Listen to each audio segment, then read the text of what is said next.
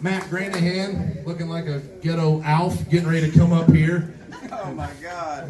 That's good. Nice sunglasses. Nice sunglasses. You look like a 9-year-old dresses when he just found $1,000 on the side of the road. So, but the one thing about Matthew Granahan that I know is that he's so tan. Can y'all give it up for him as his tan look that he's got right here? Come on! You can be louder than that. Come on. You look like a black guy made by a printer that ran out of ink. Not anybody. The King of Connecticut. I don't know how that is. That's like being the King of Spartanburg. So, ladies and gentlemen, our first roaster of the afternoon, Matt Granahan. Thank you, Jeff Lewis Neal. And I see Jeff Lewis Neal eyeing Miss Hope. Looks like an Ethiopian boy looking at Thanksgiving dinner. Now, I have not seen a look that lustful since I toured a watermelon patch with King Mo. Oh! Now, let me tell you people, that first joke was written for me by my good friend, Chuck Sloan. All right. Give it up for Chuck Sloan. Now, a lot of people, they think that Chuck Sloan is some kind of a racist. They think that Chuck Sloan is in the Ku Klux Klan. Well, let me ask you. Justin, have you ever seen him in any of the meetings? Hey, everybody had their robes on. I don't know. They all had their robes on. Well, you know, Chuck Sloan actually despises racism. He despises it. There is only one thing that Chuck despises more than racism, and that's interracial dating. Now, I look at my old friend, Dan Severn.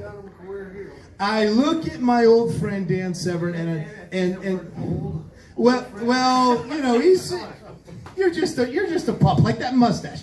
I look at that mustache and I think to myself, a lot of people, they make fun of the stash, but they don't realize it's a tribute, an homage, if you will, to Dan's old coach, Martin Farmer Burns. Nice.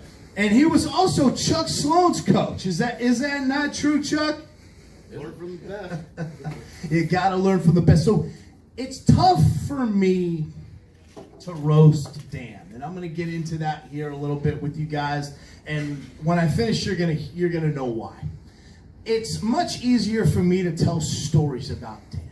Now, when Dan Severn comes to town, normally I tell the women and children to look for higher ground. But by the looks of the women in this town, they're much tougher than the men. And by the looks of the children in this town, if you moved them to higher ground, they'd start howling at the moon. Oh, no. We don't know him. Now, I got some road stories to tell you folks about Dan. Known him for a number of years. He's been a guest at the King's Castle. And my first story is Dan is a thrifty man. He likes to save the dollars. And he's often scolded me for shopping at Walmart and said, King, you gotta go to the dollar store. You gotta go to the dollar store. And Dan often likes to travel via hitchhiking to save money. And this first story is about a hitchhiker that picked him up. And Dan, you remember you told me about this gal. She had shapely legs, tan shapely legs. She had a beautiful round ass. She had amazing juicy bazooms. She had beautiful cheekbones, dimples. She was gorgeous face, but she was wearing these big pair of glasses. You remember that, Dan? Big glass. Big pair of glasses. And she said, I'd be happy to get you up the road, Dan, but first, I want to take you back home. I want to take you to my domicile. She went to the domicile. She reached down. She grabbed hold of the beast. And she inserted it. And what many folks thought, what Dan thought was every one of her orifices. And when Dan thought he was finished, when he thought he was finished, he looked up and he said, "Why in the fuck hasn't this bitch taken her glasses off?" So she slowly removed her glasses. She reached up with her left hand. She began to unscrew her eye.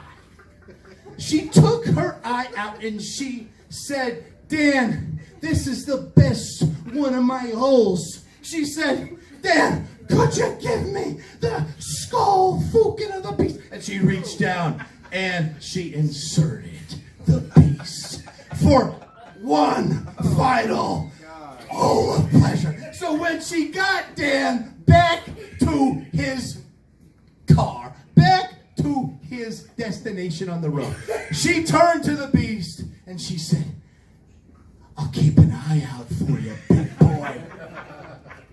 Next story. I'm sitting on my couch 2 years ago. I think I need a drink. I think you do, Dan, and we're just getting started, big boy. We're just getting started. Next story. I'm sitting on my couch 2 years ago, relaxing. I get a call from back home. I get a call from Norwalk, Connecticut. It's from Joe Fernandez. He's the new wrestling coach for Norwalk High. He says, "You gotta come here and you gotta save the team. You gotta save us. Our mats are falling apart. They're freaking crumbling." And he has me up in the main event, Dan, on the undercard. And we get to the Norwalk High School gym, otherwise known as the house that fucking Granahan built. And we get to the gym, and as we're walking into the gymnasium, we see this girl with these luscious bassoons. Dan is jumping up on his tippy toes, and he says, King, I gotta take a shit. I said, "Dan," I point him down to the pit, which is our locker rooms in Norwalk High. He says, "Go down there. This is like an Al Bundy-esque moment for me. My return." And I grabbed her. I took her behind the bleachers for the best 2.5 minutes of her life. And after I finished... Was that including foreplay? Yes. Yeah, that's the first 46, 48 seconds. I included the 2-minute walk. And so afterwards, you know, she looks up at me and she says, "King, oh king, I could not miss this opportunity. This opportunity to be with the legend, the man that has returned to Norwalk High, the king himself of Connecticut." But she said, "King, a lot has changed since you left. I am married to the leader of the Hells Angels." And she said, "My husband knows where I am. He knows that I needed to get out of the house. I needed to come see the one and only Matt Granahan." And she said, "He is currently on his way over here." And she said, "I have one final favor to ask you, King." She said, "Would you sign my boobs?" So I reached down. I grabbed hold of her massive memories. I took hold of the Sharpie she had brought for me. And I signed, "Dan, the Beast, Severn."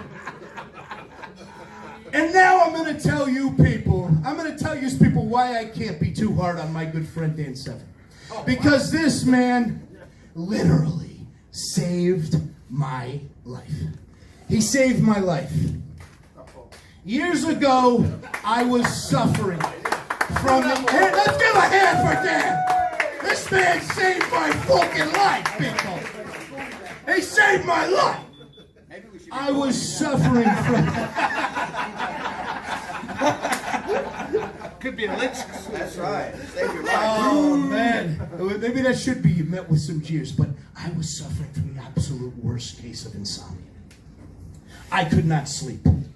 I tried hypnosis. I tried Ambien. I tried everything to get to sleep. I was on the road with Dan. This was killing me. I was going to lose my job. I couldn't focus during the day.